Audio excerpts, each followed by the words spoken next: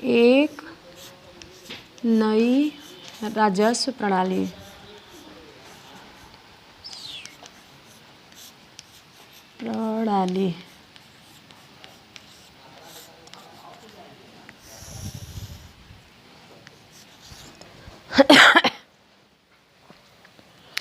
British शासन जैसे जैसे बंगाल से बाहर भारत के अन्य भागों में फैलता आया, वहाँ भी राजस्व की नई प्रणालियाँ लागू कर दी गई थी और इस्तमरी जो हमारे इस उपनिवेशवादी में आया और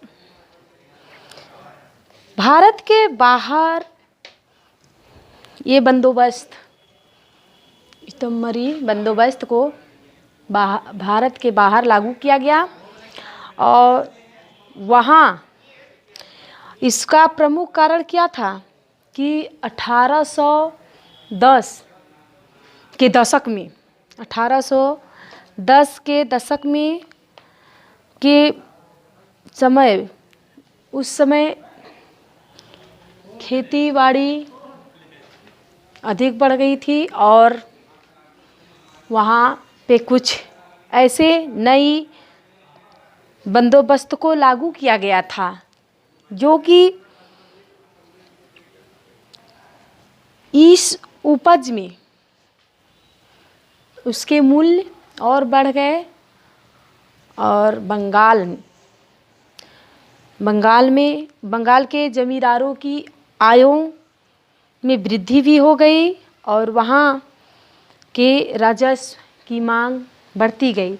जैसे जैसे इस राज्य में आय बढ़ती गई और उनकी मांगें बढ़ती गई और इस प्रकार से वह यहाँ पे कई अन्य कारण थे जो कि कई कारणों के वजह से अधिकारियों ने नई नई नीति को लागू किया और कई दशकों में अपनी नीति को बढ़ावा दिया और अपनी नीति को बढ़ाई और बढ़ा करके एक एक नई नई नीतियों को निर्धारित करता गया। और हम देखेंगे सबसे पहले 1820वीं दशक में सबसे पहले हम ये जानना चाहेंगे देखेंगे कि उस दशक में इंग्लैंड में डेविड रिकार्डो का एक जाने माने अर्थशास्त्री के रूप में विख्यात थे, प्रचलित थे और वहाँ औपनिवेशिक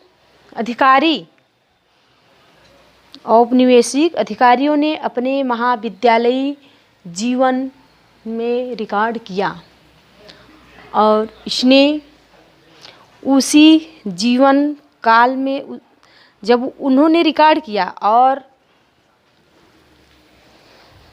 इस विषय में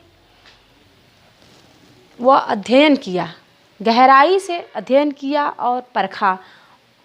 वो उसको परखने के बाद इन्होंने और कुछ रिकॉर्डों का अनुभव किया जिससे कि वो यहाँ पे कुछ नई नई राजनीतिक और नई नई प्रणालियों तक पहुँचा और फिर इसने बहुत बड़ा एक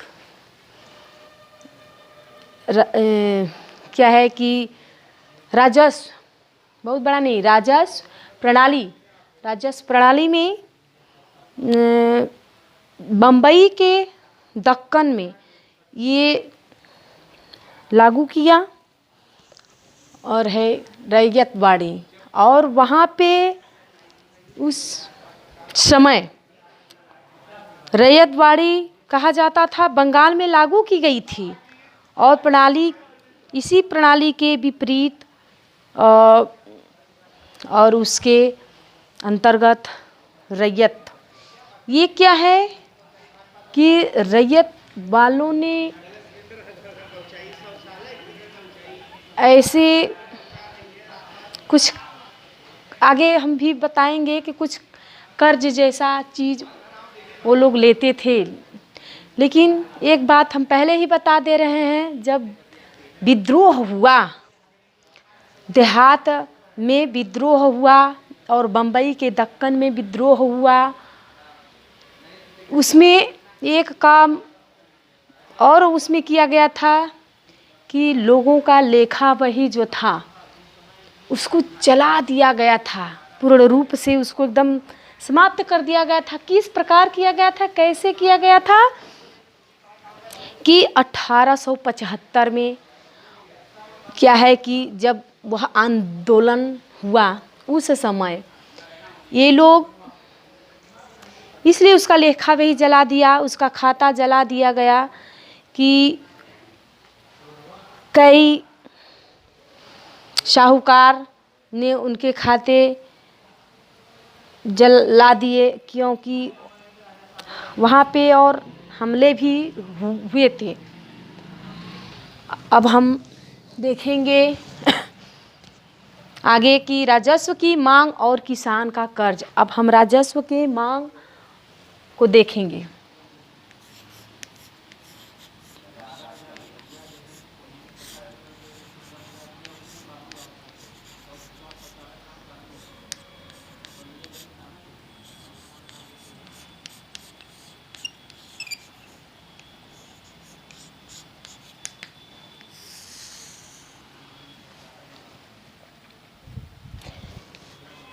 राजस्व की मांग क्या है और किसान के कर्ज हैं। हो तो मिटाने वाले क्या हुआ, राजस्व की मांग और किसान के कर्ज।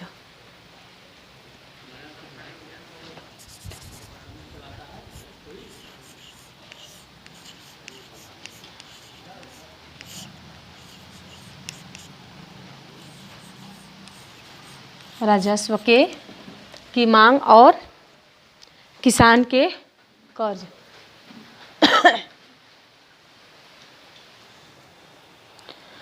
1820 के दशक में बम्बई दक्कन में प्रथम राजस्व बंदोबस्त किया गया और वहाँ पे इतना अधिक कि अनेक स्थानों पे कई जगहों पे किसानों ने कर्ज के बोझ से दबे हुए थे। वो कैसे और किस प्रकार वो उस कर्ज से वो हट पा रहे हैं कि नहीं, उस बोझ से, उस कर्ज से।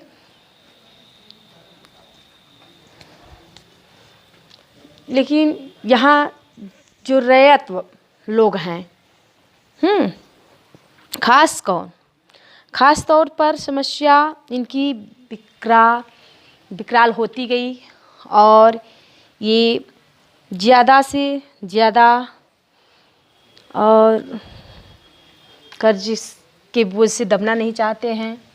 यहाँ पे खास तौर से बढ़िया नहीं होता था, घटिया काम होता था। यहाँ सरकार ने एक नियम पारित कर दी। वो नियम कौन सा नियम था? वो 3 साल का एक बंदोबस्त कर दिया गया था। वो क्या है कि वहाँ के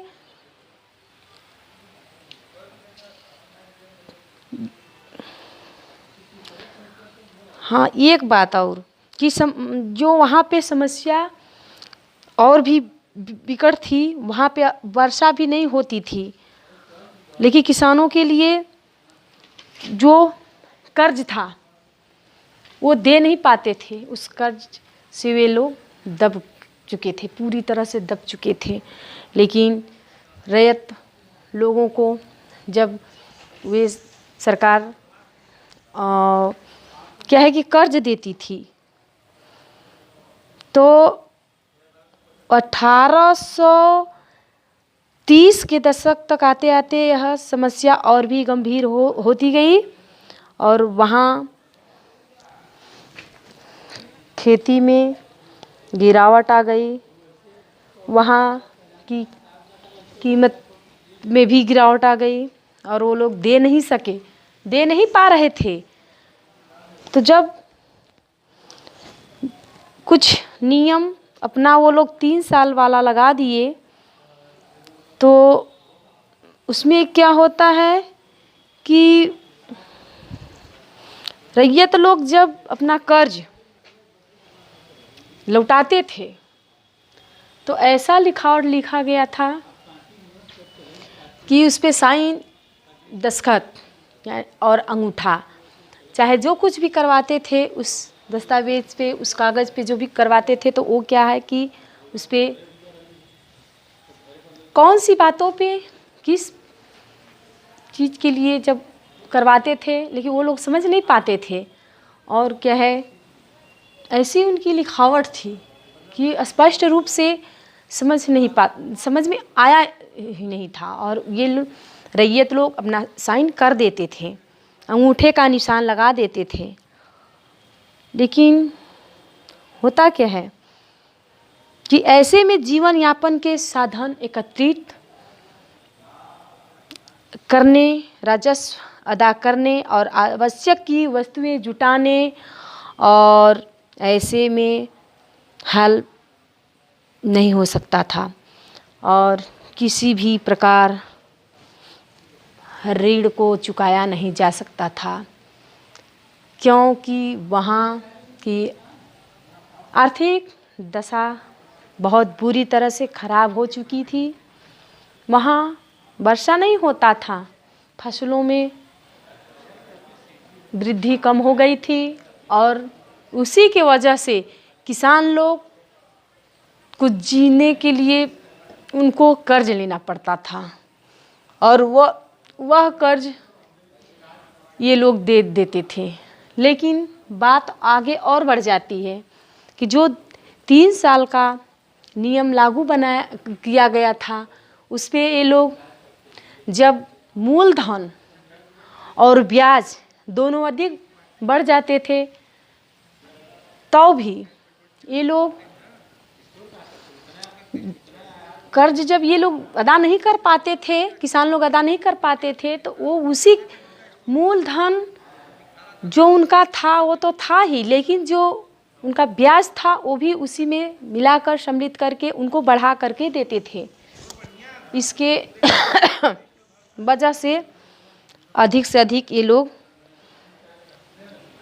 बोझ में, ऋण के बोझ में दबे हुए थे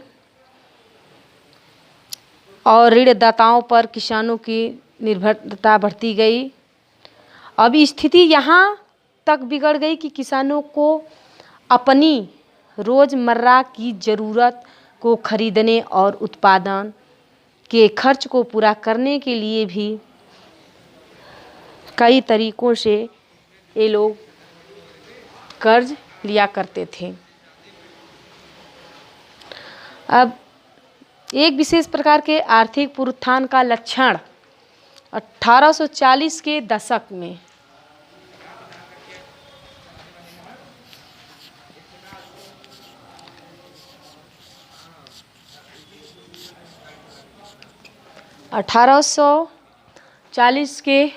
में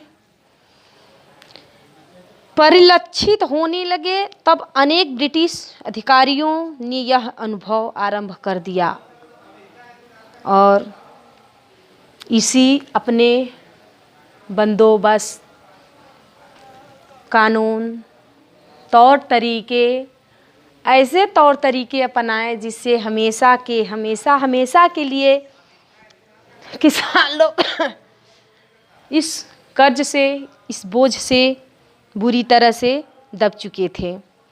किसानों की अर्थव्यवस्था की कमर टूट चुकी थी और 1857 में ब्रिटिश में एक 1845 के बाद कृषि उत्पादकों की कीमतें धीरे धीरे बढ़ने लगी और ये लोग उसी दस्तावेज, उसी पन्ने पर ये लोग दे करके साइन करते थे। फिर भी इसको मान्य नहीं किया गया। ऐसे नहीं मान किया गया कि पता नहीं वो लोग अंदर ऐसा क्या बातें लिखी थी जो स्पष्ट रूप से दिखाई नहीं दे रहा था। फिर इसके वजह से मूलधन और ब्याज दोनों को जब नए दशकों में ये लोग नए बंदोबस्त में लिखते थे तो उसी को बढ़ा कर देते। इसके वजह से किसान लोग कर्ज में डूबे रहते थे। फिर क्या हुआ? फिर कपास में तेजी आई।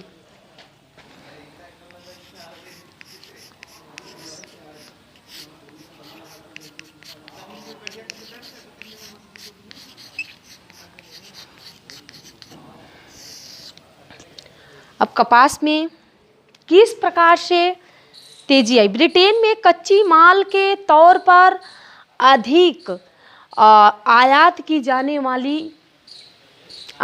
जाने वाली समस्त कपास 3 और चौथाई भाग में अमेरिका में 1860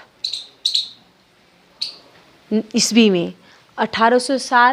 में पहले तक आया था। और ब्रिटेन के सूती वस्त्रों के निर्माणकर्ताओं ने काफ़ी लंबे अरसे से अमेरिकी कपास पर अपनी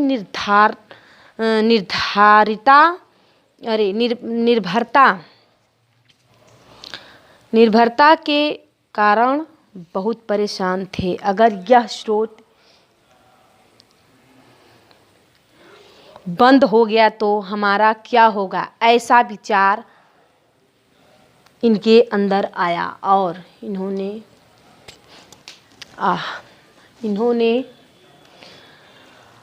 1857 ईस्वी में कपास की आपूर्ति करने की सोचने लगी कि हम किस तरह से कपास की पूर्ति करें। इनको जबरन, इस भारतवासियों को जबरन इन्होंने कपास की मांगे बढ़ाई। और जब उस समय 1861 में अमेरिका में गृह युद्ध छिड़ा हुआ था तो ब्रिटेन के कपास क्षेत्र, मतलब कि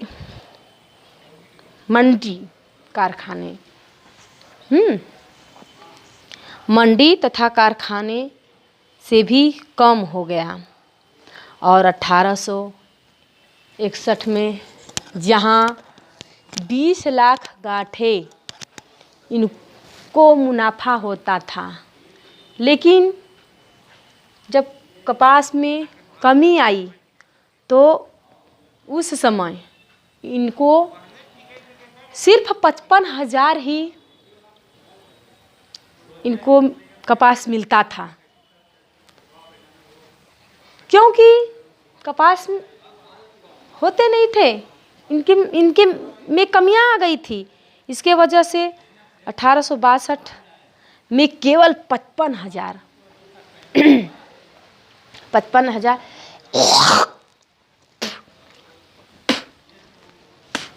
कपासें इनको उपलब्ध होती थी, आयात हुआ करता था। बम्बई में कपास के सौदागर ने कपास की आपूर्ति करता था। वहाँ के सौदागर ने आपूर्ति करता था। अब हम देखेंगे ऋण का स्रोत सूख गया। ऋण का स्रोत कैसे सूखा?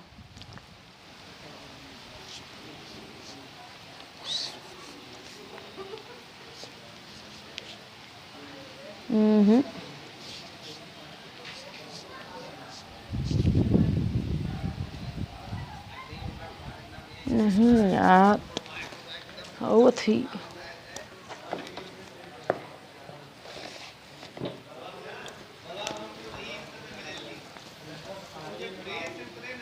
ऋण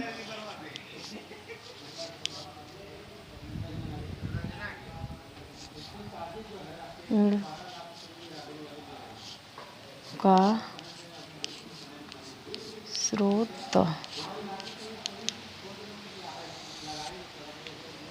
अब ऋण का स्रोत कैसे, नहीं नहीं नहीं, स्रोत सूख गया।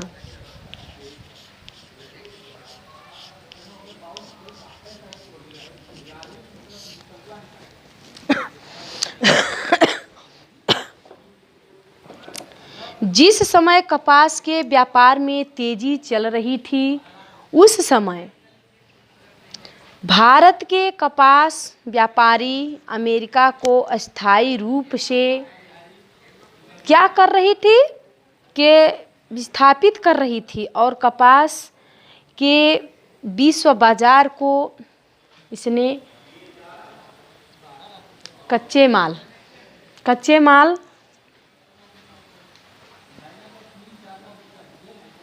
के रूप में ले लिया करते थे।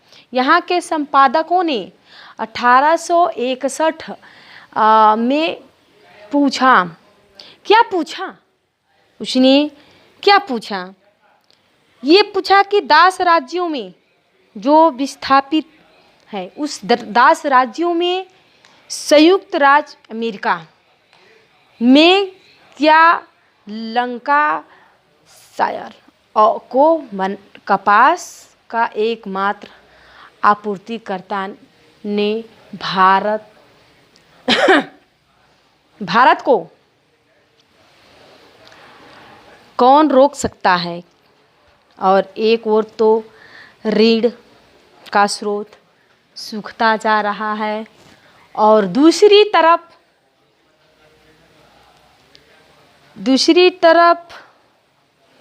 राजस्व की मांगें बढ़ती गई।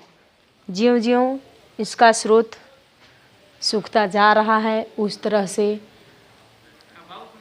ब्रिटिश राज्य की मांगें बढ़ती गई।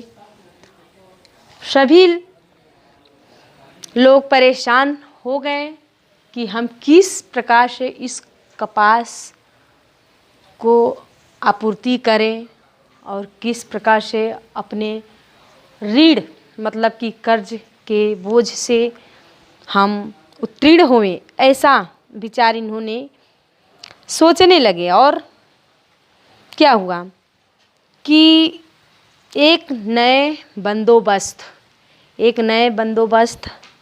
जो 1820 में 1820 से 1830 के दशकों में किया गया, और अगला बंदोबस्त करने की बातें भी इसमें सोची गई थी।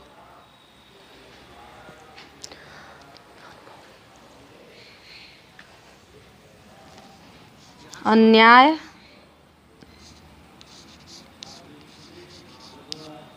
का नहीं कहाँ है, अन्याय का अनुभव, अन्याय का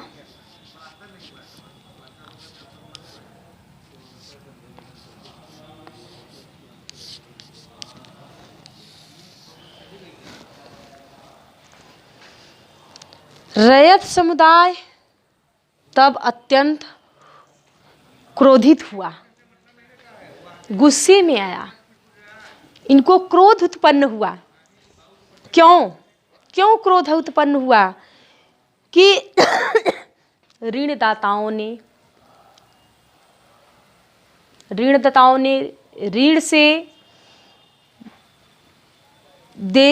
से देने के लिए मना कर दिया, और रैयत समुदाय के लोग थे, ऋणदाताओं से इस बात के लिए नाराज नहीं थे कि वे ऋण के गहरे गर्त में डूबते हुए चले जा रहे हैं, अंदर चले जा रहे हैं। इसके लिए वो दुखी नहीं थे, इसके लिए वो नाराज नहीं थे। नाराज केवल इसलिए थे कि उनको अपना जीवन जीने के लिए ऋणदाताओं से पूरी तरह निर्भर थे। वो लाचार भी थे। उनको अपना जीवन जीना है, अपने पूरे परिवार, बाल बच्चों सभी का जीवन के बारे में सोचता था। इसीलिए वो क्या लिया था, कर्ज लिया करते थे। और अपने बल्कि वे बात नाराज थे इसलिए कि असंवेदनशील हो गया और वह इनकी हालात पर तरस नहीं खाते थे और तरस नहीं खाते थे और अपनी मांगे बढ़ाते जाते थे। इसलिए अन्याय उनके साथ घोर अन्याय होता चला गया था। ऋणदाताओं को रैयत लोग कुटिल और धोखेबाज समझने लगे। कैसे, क्यों समझने लगे? रैयत लोग जो ऋणदाता थे, जो कर्ज देते थे, उन पर इसीलिए नाराज होते थे। क्यों? क्योंकि वो धोखेबाज निकले। किस प्रकार के धोखा दिए थे? कैसा धोखा? ऋणदाताओं के द्वारा खानों में धोखाधड़ी करने और कानून का उल्लंघन करने और उसी बंदोबस्त का नियम का पालन उसने किया और इनको धोखे में रखा। ऋण पत्र मात्र जो 3 वर्षों का बनाया गया था, जो 3 वर्ष के लिए जो ऋण पत्र बनाया गया था, इसके वजह से इनको और नाराजगी उत्पन्न हुआ इनके मन में, रैयत लोगों के मन में। ऋणदाताओं ने हमेशा इनके साथ धोखा करते गए और अपने आमदनी को बढ़ाते गए, अपनी कमाई को बढ़ाते गए। ब्रिटिश सरकार तरह तरह के दस्तावेज और तरह तरह के बंधन पत्र को बनाते जाते थे। तरह तरह की पीड़ाएं इनको देते थे। नई नई नीति के अनुसार, नए नए बंदोबस्त के अनुसार इनको तरह तरह की समस्याओं को झेलना पड़ता था। इसके वजह से ये लोग अधिक से अधिक नाराज़ थे और इनके साथ न्याय अन्याय क्या हो रहा था ये लोग खुद समझ पाते थे। और ये लोग समझते थे कि मैं इनके कर्ज को दे पाऊंगा कि नहीं, कि जब खेती गृहस्थी इनका कुछ वृद्धि हुआ, इनके खेतों में कुछ वृद्धि हुई, वैसे जैसे ये लोग देने लगे वैसे ये लोग धोखाधड़ी करने लगे। समय के साथ साथ किसान यह भी समझने लगे कि उनके जीवन में जो भी दुख और तकलीफें, जो भी कोई दुख और तकलीफें आई, वह सब किसके वजह से आई? वह सब किसके वजह से आई? बंध पत्रों के वजह से आई। उस दस्तावेज के तरफ से आई। इसलिए ये लोग उनके दस्तावेजों पर हस्ताक्षर कर रहे थे और अंगूठे का जो निशान लगाते थे, इसके लिए ये लोग विवश हो गए थे। इनके साथ अन्याय होने और अत्याचार होने चालू हो गया। इसके वजह से लोग विवश लाचार हो गए और इस ये लोग उन्हें ऋणदाताओं को कानूनी दस्तावेजों के बिना ऋण देने को तैयार नहीं हुए। जब इनके दस्तावेज के बारे में इनको जानकारी हुई तो ये लोग ऋण देने के लिए तैयार नहीं हुए। और आगे क्या होता है, दक्कन का दंगा आयोग। दक्कन का दंगा आयोग कैसा था?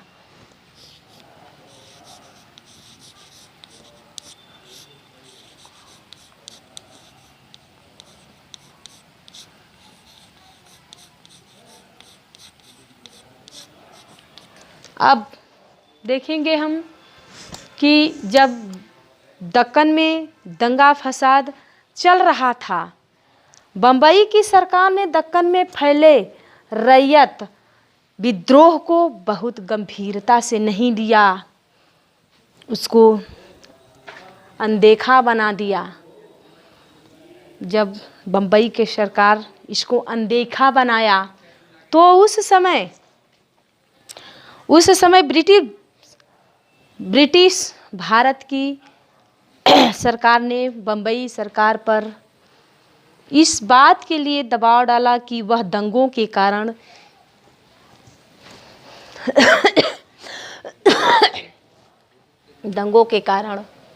उस दंगा की खोजबीन करे, उसकी जांच पड़ताल करे।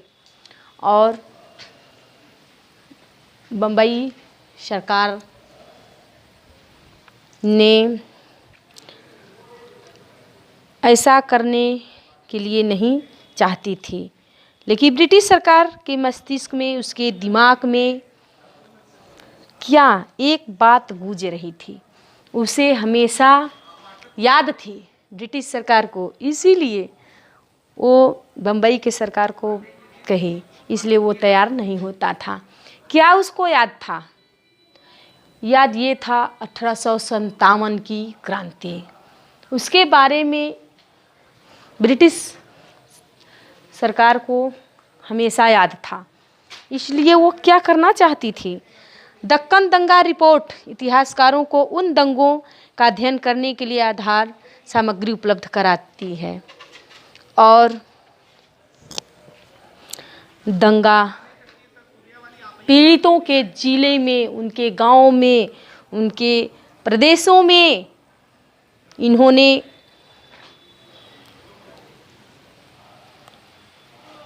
दंगा के अनुसार कुछ ऐसे जांच पड़ताल करवाई कि रैयत वर्गों में साहूकार और प्रत्यक्षदर्शी गवाहों के बयान के लिए भिन्न भिन्न तरीके, मतलब कई कई क्षेत्रों में राजस्वों और कई कई राजाओं में गए और उनकी जांच पड़ताल किया गया और इनके दरों में, कीमतों में और ब्याजों के बारे में आंकड़े इकट्ठे किए। और उस समय हर एक आंकड़े को इकट्ठा करके पेश किया गया और जिला कलेक्टरों द्वारा भेजी गई रिपोर्टों का संकलन किया गया। और उस समय सरकारी शोध और घटनाओं के संबंध में सरकारी सरोकार और अर्थ को प्रतिबंधित करते हैं। और इस प्रकार हम ये कह सकते हैं कि दक्कन का दंगा क्यों, कैसे हुआ। और इससे बात यह भी स्पष्ट हो जाती है और आंकड़ों को देखा गया, इसके बाद कुछ कार्रवाई ऐसे भी किए गए जिससे लोगों को कुछ संतुष्टि आई।